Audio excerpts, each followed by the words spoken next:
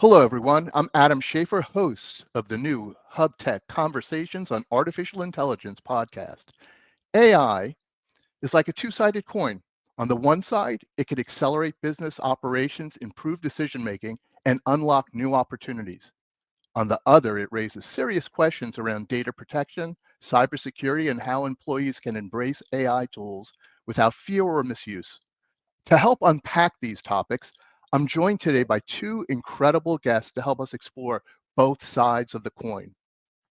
Today we have Chris Daggett, HubTech's Director of Managed Services and Security. Chris works with organizations every day to secure their infrastructure, protect critical data, and build IT strategies that enable safe innovation. And we also have Kerry Jordan, Chief of Staff for the City of Boston. In his role, Kerry provides strategic leadership and coordination across city departments, helping align people, processes, and technology to deliver on the city's mission. With that, we're going to get started talking about our two coins, or two sides of the coin. We look at the organizational and security side of things, and we look at the human and cultural side of things. So let's kind of first meet our guests, Chris and Kerry. I tried to do my best at an introduction, but maybe you can expand a little bit on your roles and what you do, and start with Chris. Sure. Thank you, Adam. My name is Chris Daggett. I am the Director of Managed Services and Security here at HubTech. I've been in technology for well over 25 years now. I've held various roles, mostly in the enterprise space, around server engineering, technology risk management, solution architecture. These types of roles that I've held in the past help me become very well-rounded. And, I can pretty much speak to anything technology related that would impact any kind of company at this point in time. That's great. Thanks, Chris. And Kerry, you have a really cool job. Why don't you tell us about it? Yeah, I serve as the Chief of Staff for the City of Boston. I work in the Innovation and Technology Cabinet, been here going on 18 years. Prior to serving the role that I'm in, I worked for the City Council TV programming operations in their tech team.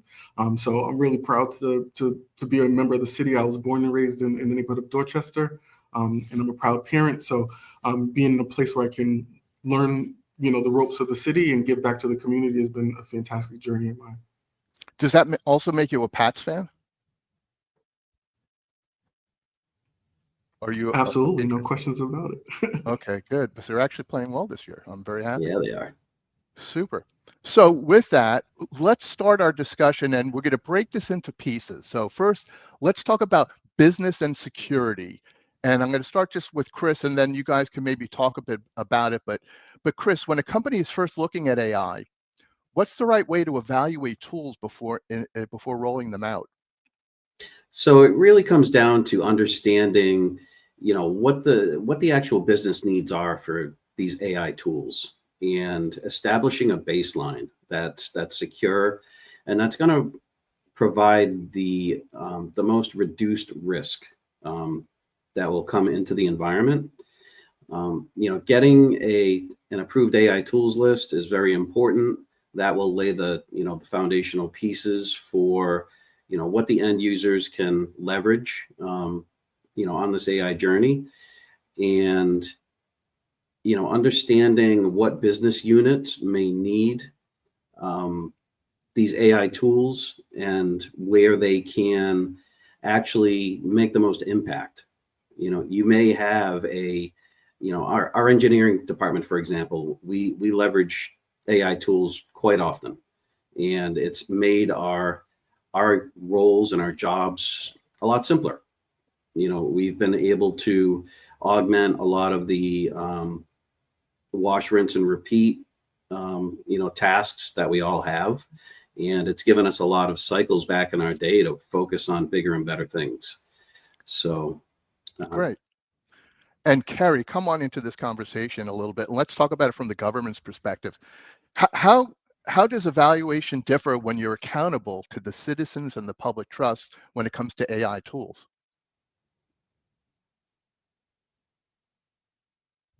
Absolutely. That's a great question, Adam. Like Chris said, it's a lot of it is making sure that we offer training. We're bringing people along on the journey because we believe AI is here to stay. So we want to make sure that as it's evolving, we're evolving our thinking, our tooling, so that we can support the workforce of the city of Boston. In our particular department, we're in a highly unionized environment. So a lot of the rules and parameters set by collective bargaining limits what we can and can't do for sure. But we want to make sure that we're helping folks enable themselves to be the most efficient they can be by using AI tools. That's great. But now throw this both to both of you guys. I don't know, like, if you want to fight about the answer, but security is always top of mind. What's the biggest risks you see for companies and government when they adopt AI? I'll start. It's all about data leakage. You know, it's having that personal information that we all need to be, securing on a regular basis. That can get leaked out into the wild very quickly. What folks need to understand is a lot of these free AI tools, what you're putting into them is actually going to be out in the wild and in public. So we actually had an example where, we had a finance director reach out to us, and she was using the free ChatGPT to make her job a little simpler. The bad thing about it is she uploaded all of her company's personal information up into the free tool, and she didn't realize that it was out in the wild now. So long story short, she had to self-report, but there is a major risk to folks not understanding the power and the risk associated to these tools. We are in a click happy convenience type of society, and we have a tendency to latch on to things that make our lives easier. That's human nature, right? Well, I think you taught me that. Like, I didn't realize that when I go to ChatGPT, I put anything, any question I ask, and it's now there for anybody, because I'm imagining the tool is learning from everything, right? And it keeps on getting more information. And so I had no idea that if I go to Copilot or ChatGPT or any of this stuff, that it retains it for me, but it's retaining it for itself and to share with everybody. I had no idea until you told me that. So that freaked me out a little bit. Yeah, it's scary, and it's important to, going back to the approved AI list, use the paid for tools. That's going to ensure that, your data stays within your company's tenant, and it's not going to get out into the wild.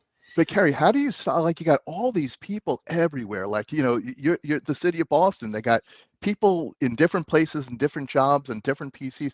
How do you stop them from going to ask a question to ChatGPT on the web? Yeah, we definitely try not to stop folks. We encourage people to explore and make mistakes, but we try to make sure that if you're, we cover the rules. We make sure that if you're gonna use personal information, which we suggest you don't, use it within one of our certified tools. Make sure you're using the tools that we're putting forth for folks to participate or to get the best results. The only tool we blocked so far from the city's use was one of those note-taking tools, and we realized that they were joining meetings unauthorized, and we were really concerned.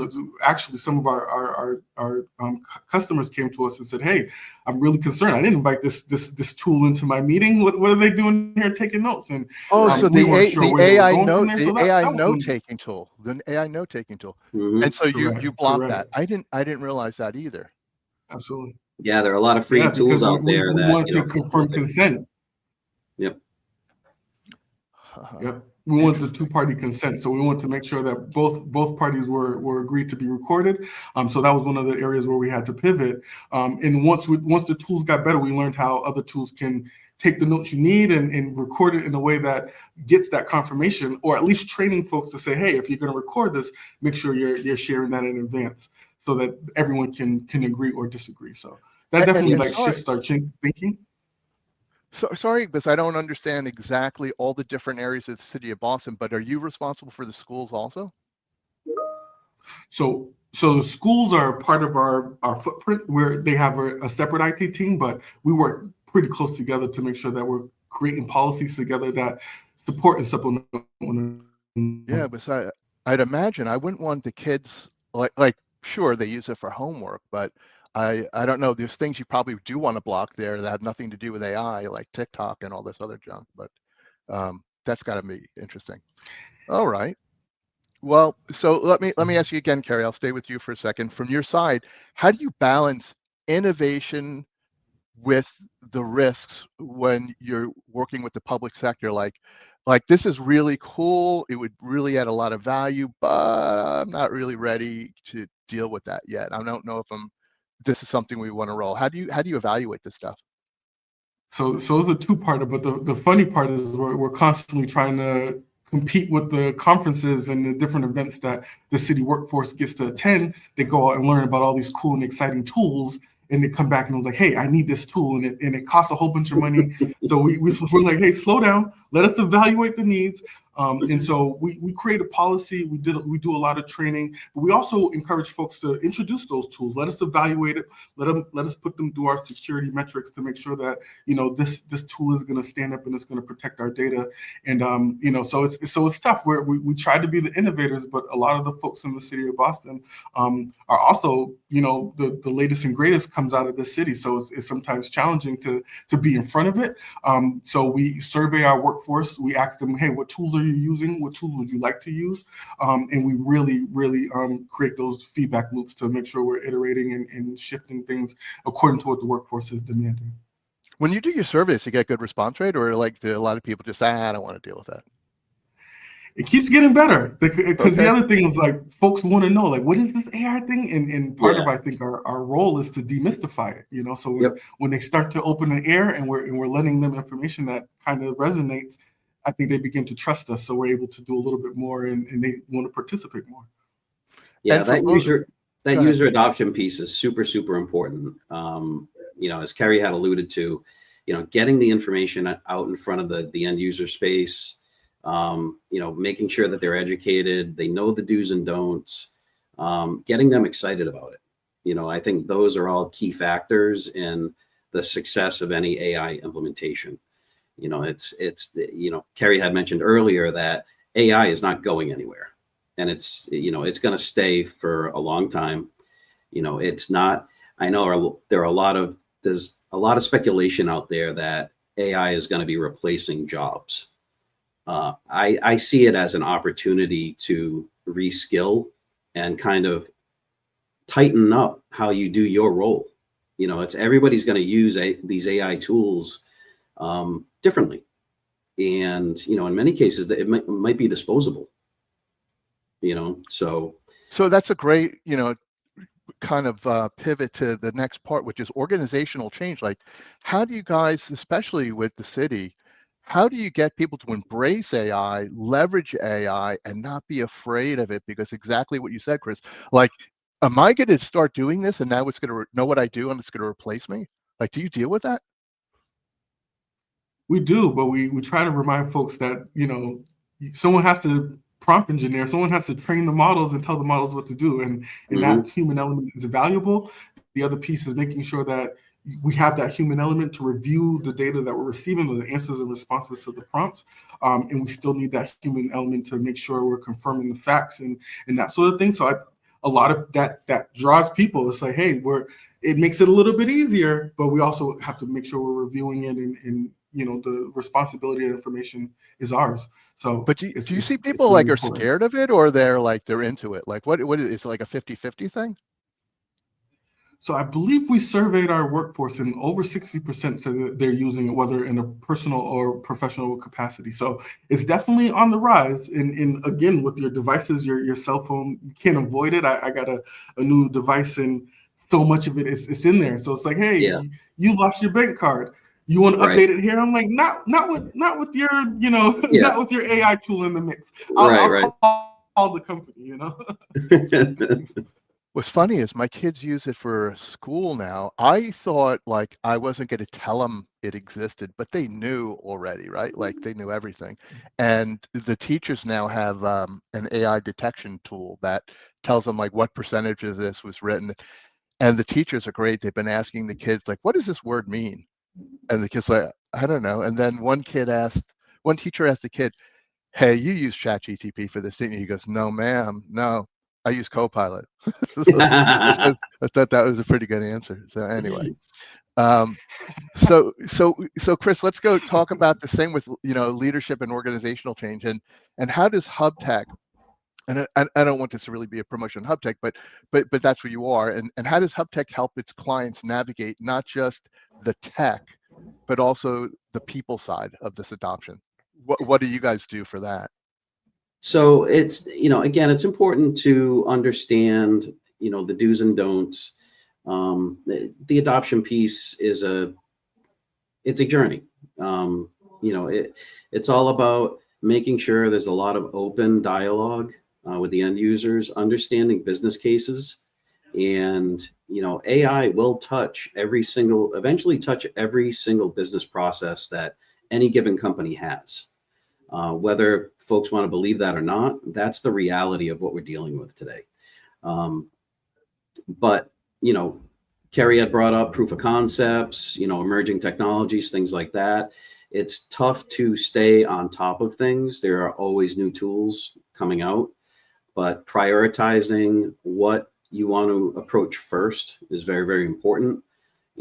There could be some, having a business analysis done where you can identify where can we leverage AI to get more efficiency. Can we use it for forms, form creation or training or, whatever the case may be, call center. These are all specific use cases that could impact any business's bottom line. So the business itself needs to understand how it operates and where they're going to achieve the most bang for the buck.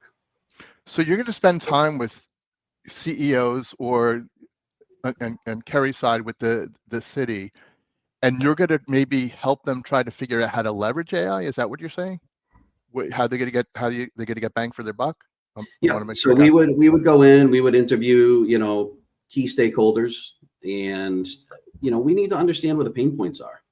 So understanding where those pain points lie and how we can, and this is aside from AI, this is a conversation that I have with businesses all the time. Understanding pain points, aligning them with technology. That's the name of the game.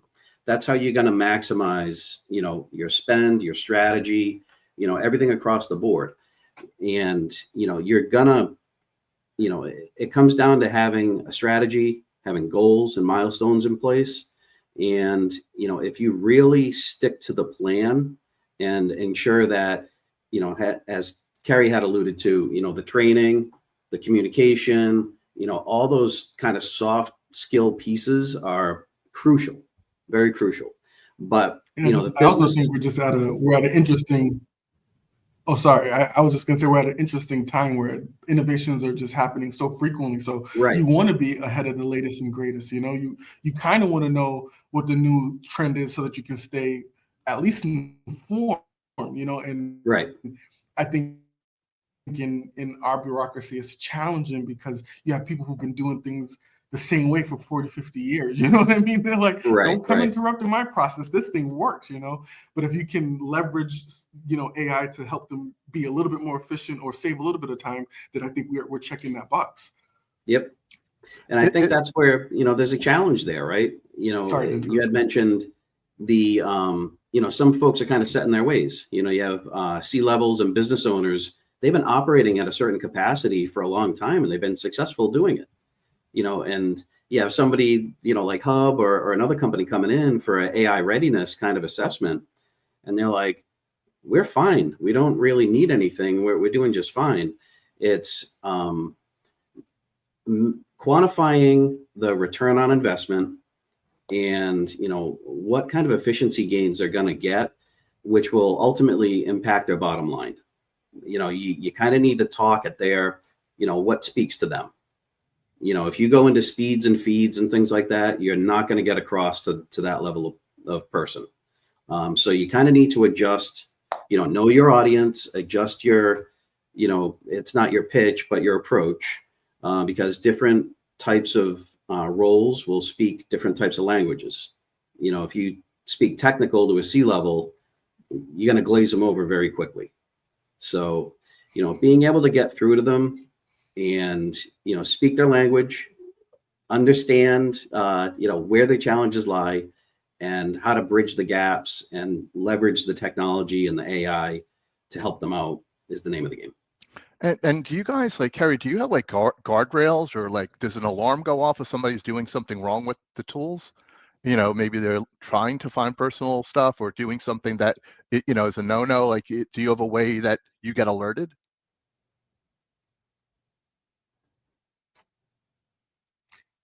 So I personally don't. I'm not certain. Our cybersecurity team is definitely on top of that. They definitely make sure we're using the right tools. We have a list that we're developing and constantly revisiting to make sure that folks are getting access to tools that they need and want. I think one of the things that Chris mentioned earlier that helps kind of make it a package deal is that cyber awareness. So here in the city, we've really been pushing these like quarterly cyber awareness trainings, which in the beginning seems so excessive, but when you're pushing a phishing campaign and you're getting text messages like, is this legit? Right. You're getting across to them. So when you supplement, the AI tools in the opportunities for efficiency, I think that just kind of helps tell the story better, helps make it better for all. I also feel as though, making that training fun is important. I run a program here, and I run programs for a lot of different companies, and I find the most success when I can make the training fun and easily digestible. That way you can cast a wide net. It's tough. So you like gamify it or something. A lot of people don't want to do the training, especially in a unionized shop. In particular, they don't want to take time out of their day to do it. So. And when you do these AI assessments, Chris, are you first checking all the cybersecurity stuff? Is that part of it to make sure that they're locked down? Essentially, we would need to understand, the tools that they're leveraging in the environment, what kind of monitoring and auditing they have in place, and potentially, provide recommendations for tweaking, monitoring and auditing and alerting. And, that way you can kind of get a grip on, okay, if somebody does use a tool that isn't sanctioned, it will create a ticket or an alert. Somebody would know, they can get spoken to, whatever. Again, this is all new to everybody, and we're all just trying to figure it, we're figuring this out together. It's not a matter of slapping somebody on the wrist, for the fun of it. It's we all need to understand, to your point, Adam, the guardrails, the space we can play in, the safe space.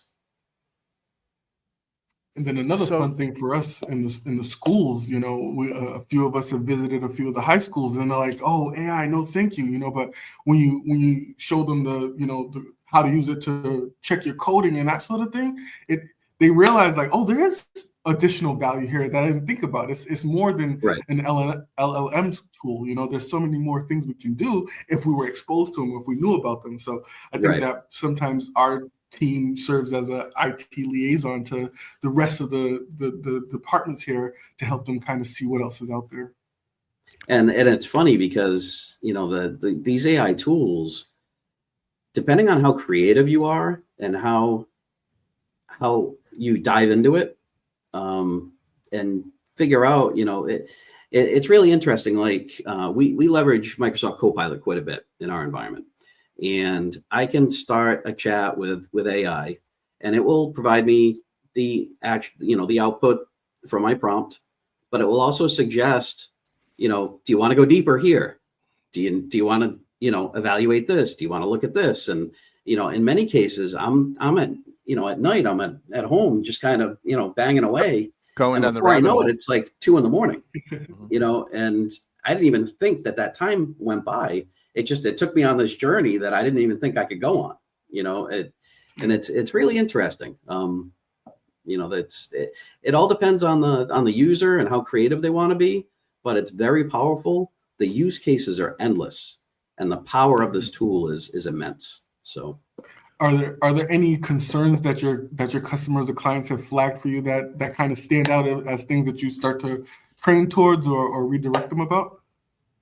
So in my strategic business reviews, I will ask flat out, very transparently, hey, what's your plan for introducing AI into your environment? Where are you on the journey? And, do you have any questions or pain points right now? Have you started, your end user training and getting the word out? Have you been getting any feedback, and how have you been responding to it and those challenges around the feedback? It's keeping an open mind and keeping open dialogue is going to be essential to, any successful implementation of AI. Agreed. Who's ahead of who in accepting AI and trying to adopt AI? Is it public sector or commercial? Who's ahead of the curve? So I think everybody's trying to adopt it. And I think if I thought about it, I would have to say private sector is probably ahead of public sector due to budgetary and due to the desire to be bleeding edge. So, the public sector is I feel, will have a slower adoption rate. However, personally, I feel as though slow and steady is what's going to win the race in this instance. Diving in, I've read a lot about, companies that have gone in head first, and now they're starting to really revert back to how they did things before, because they went in too quick and they didn't, really take time to understand the journey, and they didn't have a well thought out strategy, and they didn't cover the bases and things like that. So it's an evolving technology, and it does change from day to day. It's going to get better, more powerful. And, right now, there's another technology that's right on the tail of AI, and that's called quantum computing. And that's going to bring us to a whole nother place. So this AI is the tip of the iceberg. So that's another episode. That's great, Chris. That's Yep. awesome. So Kerry, with the city of Boston and the cities in general, the bigger cities, do they communicate with each other and share ideas? Like, do you say, like, in a competitive way and just a sharing knowledge way, do you guys communicate and say who's doing what, and maybe we should do it that way? That's a cool idea. Do you guys hang together? Absolutely, absolutely. So our CIO, Santiago Garces, has been one of the leaders. One of the first policies created was drafted under his penmanship, and it got distributed and picked up almost, I think, internationally at this point. So I think we were proud to be one of the first to kind of get something in writing, but we've been backing up by doing those surveys and evaluating the use cases and making sure that we're supporting our workforce in their needs. But from there, we're part of peer city review groups. We're part of the Massachusetts, the EOS team in the state, along with the city, had a resource group under the leadership of the governor, and our chief was a member of that organization. So we were definitely early adopters, and we continue to push the needle, but we also are pacing it in a way, because we're got to keep a mind out for pricing and seeing how the prices can fluctuate very quickly. So I think it makes us that much more intentional, because we're using taxpayer dollars to do the work. Yeah, but is there some kind of ranking though for cities, who's the most technologically advanced? Is there something like that exists, like the college polls or something? So so we participate in GovTech has a digital city survey for 2 years in a row. We came in 6th place. Of large cities of 500,000 and above. So we're ranking below LA and San Diego and that sort of thing. But we're on the list. We're on the map. So that's good. But LA was up there. I could see San Diego, but I would think San Francisco or something would be up at the top. Maybe it was the county. Maybe they claimed the county. I can't remember the breakdown. I know that we're further down the ranking than we'd like to Find be. out when Miami-Dade is, but I think we're at the bottom. But anyway, Chris, I might have stepped on you. What were you going to say? No worries. Yeah, I mean, Kerry, when we spoke on the panel together at the Mass Digital Government Summit, I was so thrilled to hear how far along all of you folks from the Commonwealth are on your AI journey.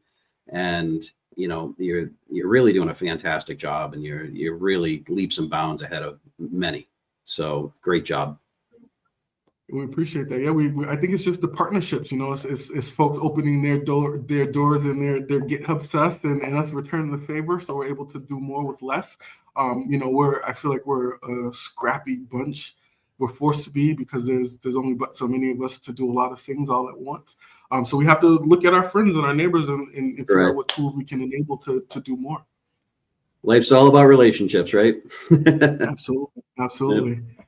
And going back to the employees, so you got a bunch of employees that are on the computer every day, and then you got kind of this more non-technical staff that, so how do you get them up to speed? Do you train them? Is it hard? Are they difficult to work with?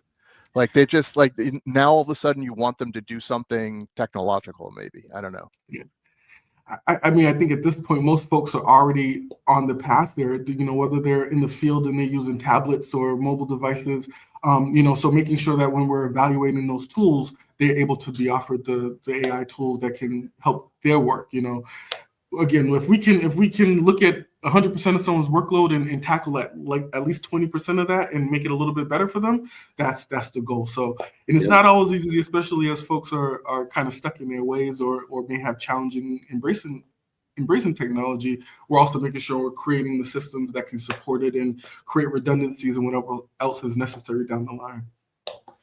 And going back to the business side of things, when we were talking about businesses versus public sector, when AI started to become a thing, I guess you saw these monster companies embracing it quickly and integrating it into everything, whether it's their chatbots or it's Amazon is everything is AI now internally, or for the tools that they give their partners to use. And I was thinking these guys with a lot of money are going to crush everybody else and become much more efficient and blah, blah, blah. But I still think that small, medium businesses could compete. I mean, and what's your thoughts? Because I don't think they were fast at the bat, but I definitely think they could compete. So what's your thoughts, Chris, on that? Because I'd love them to be able to catch up to these behemoths. Well, what's happening is, AI is essentially leveling the playing field. As far as, in the past, you'd have somebody like, myself or Kerry that's been in the industry for quite some time, right? Folks that learn how to use these tools effectively and efficiently will be able to skill up very quick and be able to compete with folks that have been in the industry like us, at a very quick, rapid rate. So, it's everybody across the board is going to have to reskill at some point to, take them to another place. It's really, the folks that have, these all these acronyms after the name, the education and this, that, and the other, you have somebody coming out of school, and if they're creative with how they're leveraging AI, I mean, they could leave these people that have these big educations in the dust. It's really interesting. And a lot of these small companies, you're seeing a lot of these startups become very successful quickly. And, folks are, these young kids are able to stand up a business in days. So go to market is very rapid. How do the SMBs decide what AI tool they and the cities, how do you decide for the big picture tools like ChatGPT, Copilot, you got Gemini, I guess is Google, I think Elon's got his own thing, I don't even know what it is, and so how do you pick, because there's more coming up every day? Well, I think a good starting point is you need to understand what your core environment is running on. You have some shops that are Microsoft, you have some that are Google, it all depends on the situation. It's putting the right tool that fits the best in your environment. If you can stay within your ecosystem, that's where you want to be. That way you're not moving things from one platform to another. It's going to stay nice and tight. It's at Hub, we use, we're a 365 shop and we use Copilot. So Copilot should win though, but I still thought more people use chat. So ChatGPT is huge. But again, it's a kind of a newer player, and ChatGPT's collaboration suite. I mean, I don't know if it even holds a candle to, what Google or Microsoft would even offer. But it seems like everybody's a Microsoft shop. I mean, Kerry, do you guys use Google or are you more Microsoft shop? Yeah, we're a Google shop here, so we use Gemini heavily. Yeah. Okay. Yeah. And then, but we're also like developing our own tools that can.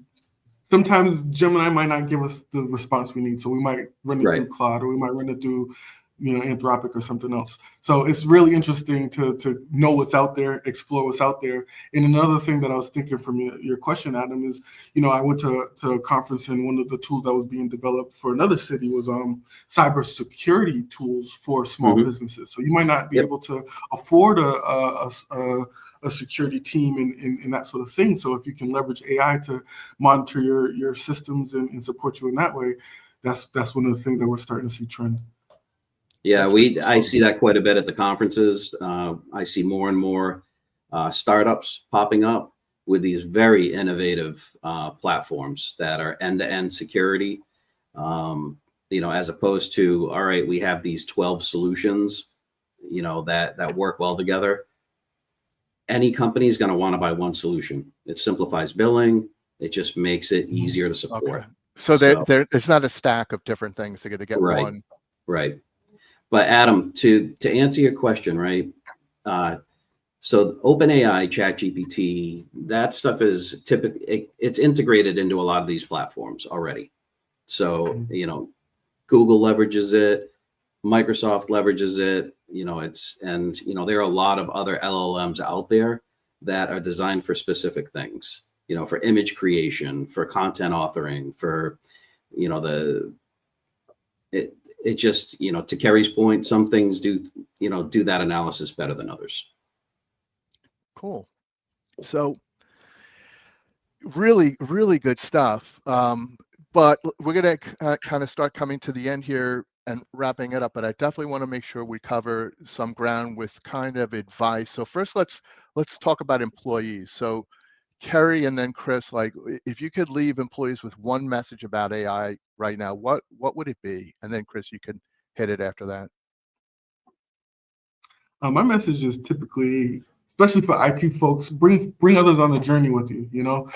As you're learning, you might not realize how simple or how challenging it is for someone else. So bring someone along with you, help them understand what it is you're doing, demystify it a little bit, help them understand what prompt engineering is, let them understand what RAG augmentation is. There's just so many things to learn, and it's fairly easy with someone to kind of help guide you along the way. So don't be afraid to help someone out and bring someone on the journey with you. And Chris? My message would be embrace the opportunity you have presented in front of you today. I'd spoken about, the kind of level setting the playing field. AI is going to allow a lot of folks to have open doors that they wouldn't have previously. So they need to approach it with an open mind and, get as educated as you can around it.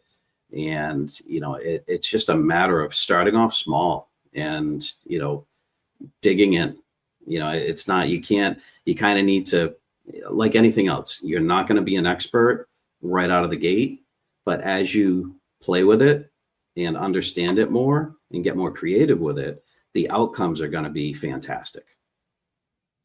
Cool. Well, thanks for that. And then, since I've been asking all the questions, I'd love for you guys just to maybe riff a little bit on just, what would be your closing thoughts on AI and security, employees, organization? You pick it. Why don't you try to close out with something that I left out?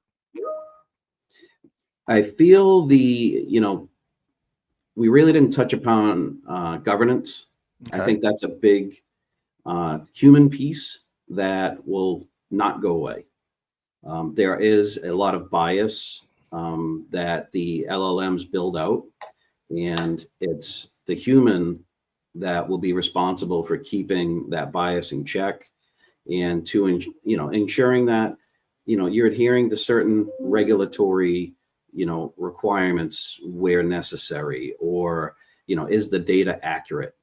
Those types of things are going to be crucial moving forward. These But are you're saying AI is biased, like it has a left or a right or something? yeah, it'll start to build its own opinions on things based on all the information that it's provided.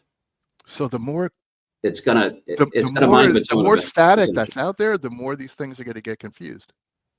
Have you ever seen the movie iRobot?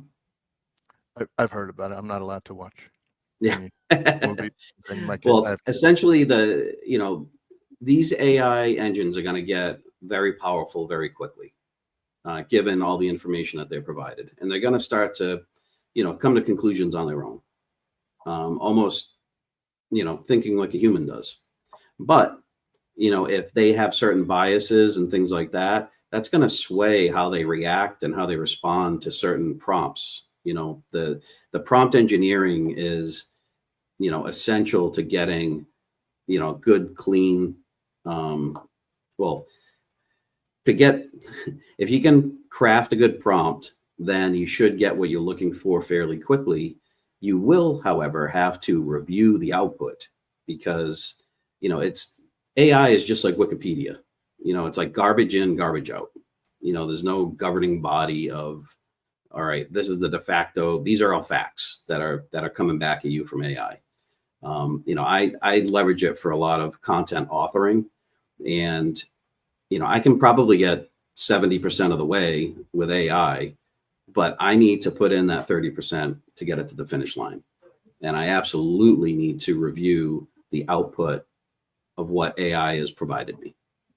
So that's a good point. The governance. I haven't thought of that, because I didn't even realize that it might think a way you might not be thinking, or Right. have a view on things that you don't actually agree It might with. sway your how you're thinking about something. Crazy. And Kerry, you're like, what did we miss that we should have covered? Yeah, I would agree with that for sure. I think that in the city, we're trying to create guardrails, like Adam mentioned, making sure that the tools that we're exploring and we're using are kind of crafted to be safe spaces. But again, do your own research, do your homework, understand the things beyond what we're able to share and show you. In the beginning, there was so much talk about the environmental impact of AI tools, but we did some research and we see how it compares to regular searches, or vehicles and other things like that. So I think the longer these tools are here and they're growing, it's opportunity for us to learn and adapt, and creating that learner's mindset is always a healthy tool to carry in your tool belt, because it just helps you become conscious of the way you're approaching things beyond just AI. It's just the cyber awareness and the consciousness of just exploring tools for your own use cases, but just making sure you're putting the right information and you're not putting in certain information to protect yourself and your information and your family. And don't take it as a gospel. You're saying proof this stuff. Absolutely. Okay, that's great. Absolutely. Great stuff. So with that, we're gonna wrap it up. I mean, we could talk about this all day, but we should definitely do something on quantum in the future. But I really appreciate you guys joining us today. We have two incredible experts with us, and let's just keep the conversation going and keep AI growing. Yeah, absolutely. And Kerry, if you have any suggestions for a future segment, that might be based on your vertical or something like that, I'm more than happy to assist with that, and talk about other topics. I love this threesome. This is great.